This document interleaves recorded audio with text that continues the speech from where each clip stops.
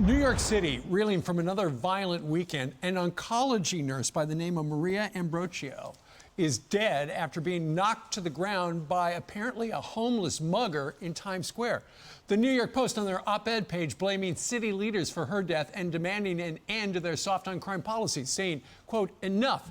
Every day of their added delay ups the odds of another tragedy. It comes as the state's Democratic governor sees her plan for criminal justice reform backfiring, as at least 9 Rikers Island inmates are reportedly back behind bars just weeks after being released.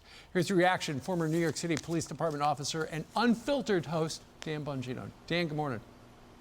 Hey, good morning, Steve. Good to talk to you. It's a cover in the New York Times, Times Square murder. Yeah. And the problem is, and they address this in the op-ed page of the New York Post.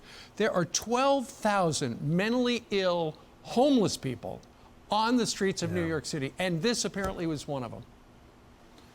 Yeah, a couple points, Steve. I know you've been covering Dylan Harrison all morning, but it was the officer who was shot in Georgia. But it was his first day on the job with that police department, and I'm just thinking of my first day on the job with the 7-5 precinct as a police officer in East New York, Brooklyn, how overwhelming it is. You're meeting everyone, getting to know people, getting to know the streets, and then you walk outside and then you're dead because some, animal just decides that it's going to be your last day on Earth. I mean, I think we should all keep that in mind. I mean, thankfully, that's not our jobs now, right? We don't worry about that risk every day, but police officers do, and it's just such a sad day. But on the topic you asked about, what's so disturbing about this dangerous climate for police officers, and obviously given the context of the story, citizens in general, is that the left knows what works, Steve. That's what troubles me so much. It's like, how are they so bad at this when it comes to anything, the economy, public safety? And the answer is, they aren't. They're not stupid. They're doing this deliberately. I mean, I lived through the rejuvenation of New York City, as did, listen, you were working in New York. You've been with Fox since the beginning. You saw it. They know what works, broken window style policing, the enforcement of the law, and they're not doing it, which begs the really tragic, disturbing question. I mean, why? Is this on purpose? These aren't stupid people.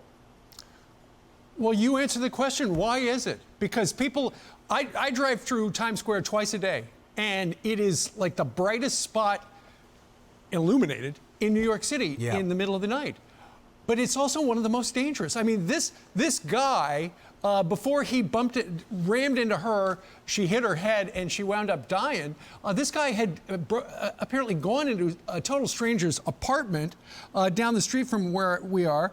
The woman said he sat on her couch screaming, "I'm an African prince," before he rummaged through her stuff, found $15, then ran to Times Square where he killed this woman. Yeah.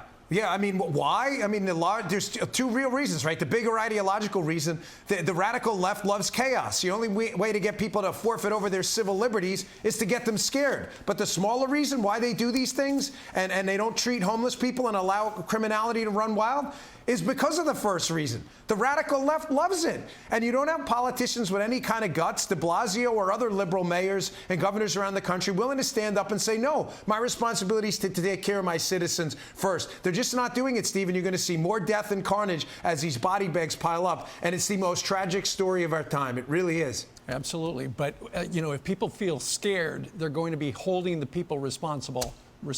So let's see what happens. All right, Dan, thank you very much. We'll be watching you later today. And check out his radio show and his podcast and everything else. I'm Steve Ducey. I'm Brian Kilmeade. And I'm Ainsley Earhart. And click here to subscribe to the Fox News YouTube page to catch our hottest interviews and most compelling analysis.